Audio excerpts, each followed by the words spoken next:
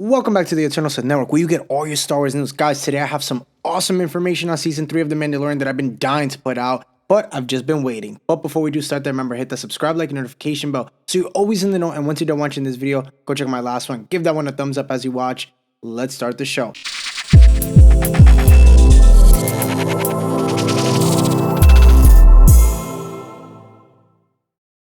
So a few months ago, we saw some images of red helmets being used for the third season of The Mandalorian that hit the internet and set tongues waging. Now, speculation was with Rife that a lot were wondering if these red helmets were a new faction of Mandalorians, or even the Praetorian Guards as we're seeing in The Last Jedi. Now, my source close to me reported that the images were taken in Long Beach, California, where scenes were being shot featuring Din facing off Praetorian Guards as part of their design, and the weapons they were using aligned with the Praetorian Guards seen in episodes 8. So now a whole bunch of other outlets are coming out with this, as it's definitely confirming that this is true. Now, what I'm possibly getting at is that it is the early phases of the Praetorian Guard, so don't look for them to look just like the way they did in The Last Jedi, as they're gonna have a new design, kind of more like towards a Mando similar look towards their helmets. Now we know that the elite Praetorian Guards were seen in The Last Jedi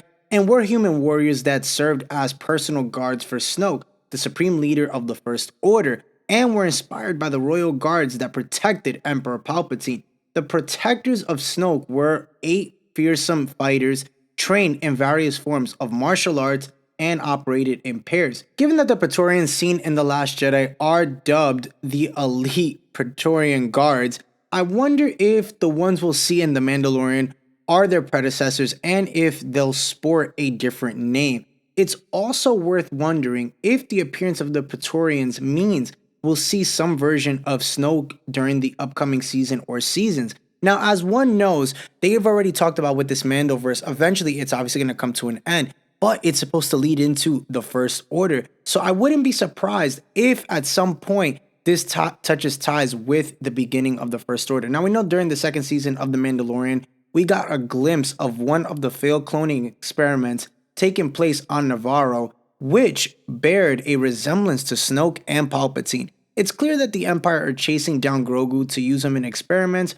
for clone bodies of Emperor Palpatine, as he needed DNA of powerful Force users to create bodies capable of housing his dark and powerful spirit. Now, these failed clones or strand casts eventually led to the creation of Snoke and the father of Rey. Now, I think with the whole thing with the cloning definitely is going to be heavy in season 3 of The Mandalorian. Again, we're seeing it even connect with the Bad Batch. I feel like all these shows that are out in this phase, whatever we're calling it, I think Star Wars has to come out with like a phase, like phase 1, phase 2, kind of like how Marvel has. I definitely believe that this story links up to the one that we spoke about here with Moff Gideon, how he's going to have a new black and red Mandalorian armor himself, as it ties into kind of like the helmet's going to be like a Darth Maul type of with horns.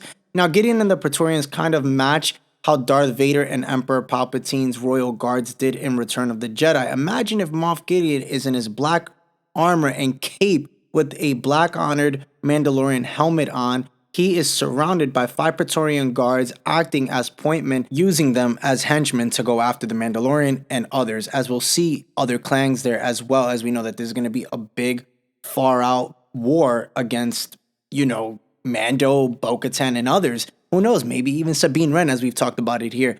We know that there's supposed to be 5 seasons overall. There's a lot to gather. But guys, comment down below. What do you guys think about this news of potentially getting the Praetorian Guards and what it means to season 3 of The Mandalorian? So again, thank you guys so much for tuning in today. Guys, remember, hit the subscribe, like, and notification bell so you're always in the know on everything Star Wars. I have another video out tomorrow. And remember, the Eternal Sith. Then, now, forever. Later, guys.